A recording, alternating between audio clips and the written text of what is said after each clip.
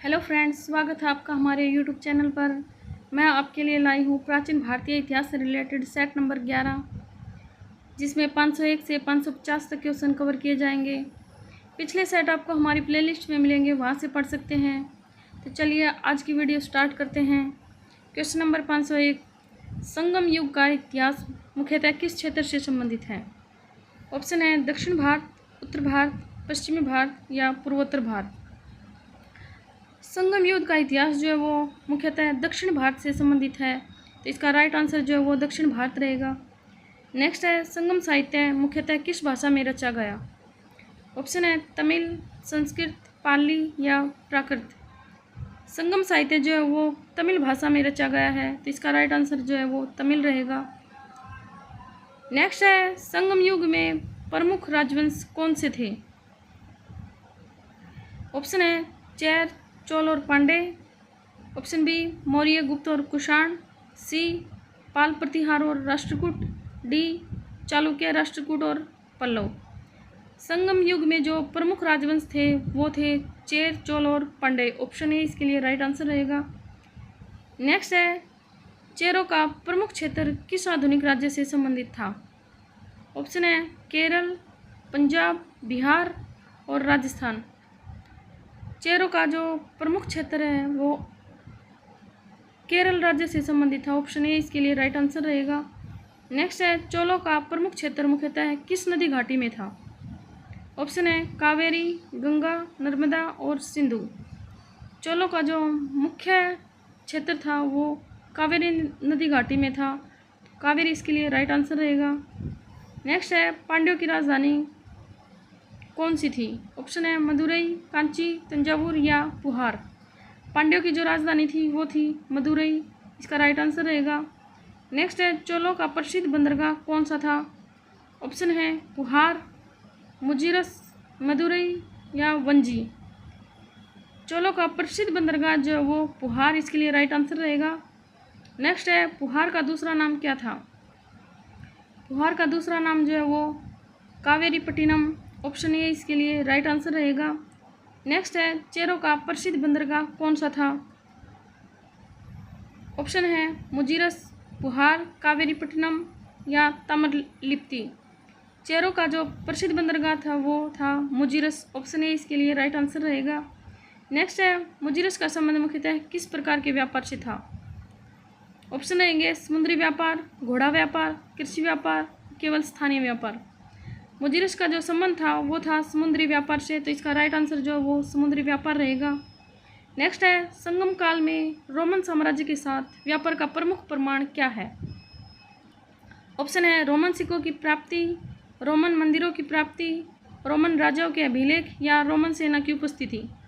हमारा right answer जो है वो रोमन सिक्कों की प्राप्ति। नेक्स्ट क्वेश्चन है, संगम काल में भारत से रोमन साम्राज्य को कौन सी वस्तु निर्यात की जाती थी? ऑप्शन है मसाले, पेट्रोलियम, कोयला या कागज। जो भारत को वस्तु निर्यात की जाती थी रोमन साम्राज्य के समय वो थी मसाले। ऑप्शन ए इसके लिए राइट आंसर रहेगा। नेक्स्ट है, रोमन व्यापार के कारण दक्षिण भारत में किस धातु के सिक्के बड़ी संख्या में मिले हैं? ऑप्शन है सोना, लोहा, एल्यूमिनियम या जस्ता। तुम्हारा राइट आंसर जो है वो सोना रहेगा। नेक्स्ट है, संगम साहित्य में अकम किससे संबंधित था? ऑप्शन है प्रेम और व्यक्तिगत जीवन, युद्ध और रणनीति, व्यापार और कृषि। तो अकम जो है वो प्रेम और व्यक्तिगत जीवन से संबंधित था। राइट आंसर जो है वो इसका ऑप्शन ए रहेगा। नेक्स्ट है, संगम साहित्य में पुरम किससे संबंधित था?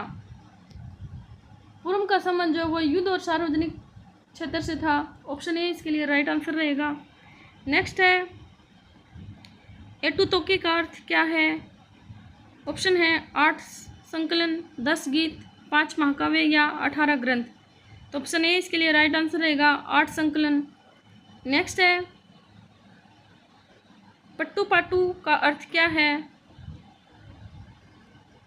तो पट्टू पाटू का अर्थ जो है वो 10 गीत। ऑप्शन ए इसके लिए राइट आंसर रहेगा।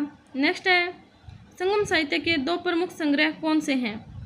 संगम साहित्य के जो प्रमुख संग्रह हैं वो हैं, ऑप्शन ए इसके लिए राइट आंसर रहेगा। नेक्स्ट है, तोलकापियम किस प्रकार का ग्रंथ है? ऑप्शन है तमिल व्याकरण और साहित्य का ग्रंथ, बौद्ध ग्रंथ, जैन ग्रंथ या राजनीतिक ग्रंथ। तो तोलकाप्पियम जो है वो तमिल व्याकरण और साहित्य का ग्रंथ है। इसका राइट आंसर जो है वो ऑप्शन ए रहेगा। नेक्स्ट है, तोलकाप्पियम के रचयिता किसे माना जाता है? तो तोलकाप्पियम के जो रचयिता हैं वो हैं तोलकाप्पियर। ऑप्शन ए इसका राइट आंसर रहेगा। नेक्स्ट है, शिल्पदिकारम का प्रमुख पात्र कौन है? शिल्पदिकारम जो है वो उसका प्रमुख पात्र कणगी। ऑप्शन ए इसके लिए राइट आंसर रहेगा।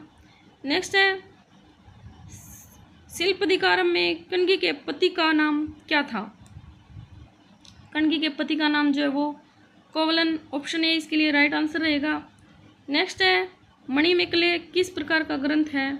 ऑप्शन है बौद्ध प्रभाव वाला तमिल महाकाव्य, वैदिक ग्रंथ, जैन धर्म ग्रंथ या राजनीतिक ग्रंथ। मणिमेकले जो है वो एक बौद्ध प्रभाव वाला तमिल महाकाव्य है। तो इसका राइट आंसर जो है वो ऑप्शन ए रहेगा। नेक्स्ट है, मणिमेकले की नायिका कौन है? ऑप्शन है मणिमेकले, कणगी, माधवी या अवैयार। तो मणिमेकले की जो नायिका है वो है मणिमेकले।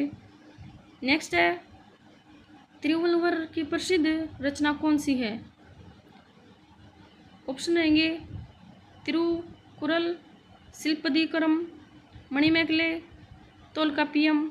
तो तिरुवल्लुवर की जो प्रसिद्ध रचना है वो है तिरुकुरल। Option A. नेक्स्ट है, तिरुकुरल में कितने मुख्य भाग हैं? तिरुकुरल में जो 3 मुख्य भाग हैं। तो राइट आंसर जो है इसका 3 होगा।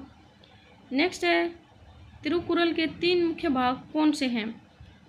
तिरुकुरल के जो मुख्य भाग हैं वो हैं अरम, पोरुल और इनबम। ऑप्शन ए इसके लिए राइट आंसर रहेगा।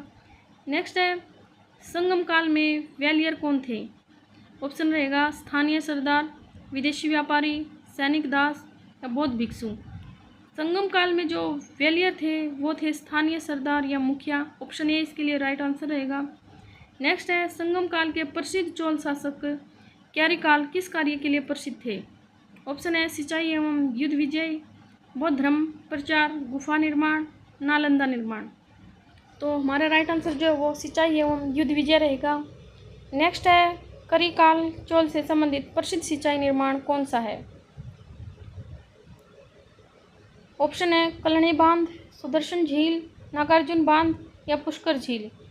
करिकाल चोल से जो संबंधित प्रसिद्ध सिंचाई निर्माण है वो है कलणी बांध। ऑप्शन ए इसके लिए राइट आंसर रहेगा। नेक्स्ट है, कलणी बांध किस नदी पर बनाया गया था? ऑप्शन है कावेरी, कृष्णा, गोदावरी या तुंगभद्रा। जो कलणी बांध है वो है कावेरी नदी पर बनाया गया था। कावेरी जो है इसके लिए राइट आंसर रहेगा। नेक्स्ट है, कलणी बांध का निर्माण किस शासक से जोड़ा जाता है? ऑप्शन है करिकाल चोल, राजराज प्रथम, राजेंद्र प्रथम या विजयालय। कलणी बांध का निर्माण जो है वो करिकाल चोल शासक से जोड़ा जाता है। राइट आंसर जो है वो करिकाल चोल रहेगा। नेक्स्ट क्वेश्चन देखते हैं, संगम युद्ध में कृषि की दृष्टि से कौन सी नदी विशेष महत्वपूर्ण थी? ऑप्शन है कावेरी, सिंधु, यमुना या सरस्वती। संगम युद्ध में जो कृषि के लिए सबसे महत्वपूर्ण नदी थी वो थी कावेरी। इसका राइट आंसर जो ऑप्शन ए रहेगा। नेक्स्ट है, संगम साहित्य में मरुत्तम किस प्रकार के भूदृश्य को दर्शाता है? ऑप्शन रहेंगे कृषि क्षेत्र, समुद्री तट, पर्वतीय क्षेत्र या मरुस्थल। मरुत्तम जो है वो कृषि क्षेत्र को दर्शाता है। इसका राइट आंसर जो है वो कृषि क्षेत्र रहेगा। नेक्स्ट है, संगम परंपरा में नेदल किस क्षेत्र से संबंधित था? ऑप्शन है समुद्र तटीय क्षेत्र, पर्वतीय क्षेत्र, कृषि क्षेत्र या वन क्षेत्र। नेदल जो है वो समुद्र तटीय क्षेत्र से संबंधित था। राइट आंसर हमारा समुद्र तटीय क्षेत्र रहेगा। नेक्स्ट है, संगम परंपरा में पुरिंजी किस क्षेत्र को दर्शाता है? ऑप्शन है पर्वतीय क्षेत्र, समुद्री तट, कृषि क्षेत्र या मरुस्थल। हमारा राइट आंसर जो है वो ऑप्शन है पर्वतीय क्षेत्र। नेक्स्ट है, संगम परंपरा में मूल्य किससे संबंधित था? ऑप्शन है वन एवं चरागाह क्षेत्र, समुद्र, कृषि भूमि या मरुस्थल। मूल्य जो है वो वन एवं चरागाह क्षेत्र से संबंधित था। राइट आंसर जो वो वन एवं चरागाह क्षेत्र रहेगा। नेक्स्ट है, संगम परंपरा में पाल्य किस प्रकार के क्षेत्र को दर्शाता है? तो पाल्य जो है वो शुष्क एवं मृस्थलीय क्षेत्र को दर्शाता है। तो राइट आंसर जो है वो इसका ऑप्शन ए रहेगा। नेक्स्ट है, संगम काल में यवन शब्द का प्रयोग सामान्यतः किन विदेशियों के लिए किया जाता था? ऑप्शन है यूनानी, रोमन, चीनी, अरब या फारसी। तो हवन शब्द का प्रयोग जो है वो यूनानी रोमन विदेशियों के लिए किया जाता था। राइट आंसर जो हमारा यूनानी रोमन रहेगा। नेक्स्ट है, संगम काल में समुद्री व्यापार के लिए किस प्रकार के जहाज़ों का उपयोग होता था? तो उस समय जो वो समुद्री जहाज़ों का उपयोग होता था। राइट आंसर जो हमारा ऑप्शन ए रहेगा। नेक्स्ट है, दक्षिण भारत का रोमन साम्राज्य से व्यापार किस प्रमुख के मध्य से मुख्यतः होता है? तो रोमन साम्राज्य से जो व्यापार था वो अरब सागर के माध्यम से होता था। ऑप्शन ए इसके लिए राइट आंसर रहेगा। नेक्स्ट है, संगम काल में मोती के लिए कौन सा क्षेत्र प्रसिद्ध था?